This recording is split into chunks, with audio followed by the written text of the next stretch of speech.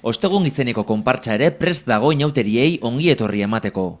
Talde honen helburua urtero tolosar bat omentzea da, eta aurten Hortzadar elkartea sortu zenetik 75 urte bete direnez, bizirik geratzen den sortzaile bakarra omenduko du, Miguel Mari Iraola. Ostegun gizena egun handia da, elkarte guztientzako, herriarentzat ere, eta besteak beste, zorionez, azkenengo urteetan konpartsa berri bat daukagu ostegun gizenean, ostegun gizeneko konpartsa, eta dakizuen moduan beraiek aukeratzen dute pertsona bat omenaldi bat egiteko.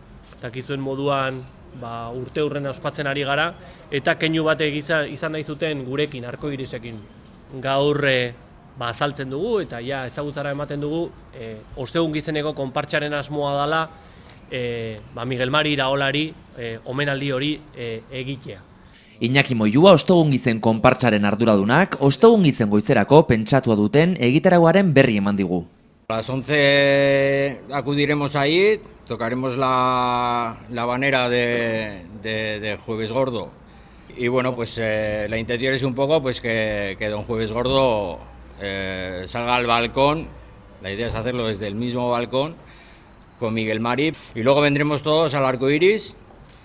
Y bueno, de aquí ya es un poco la sociedad la que nos dará la sorpresa. Dentro de la comparsa Jueves Gordo hay novedades de este año. Junto al Cherry Móvil, pues resulta que ha aparecido otro aparato sofisticadísimo.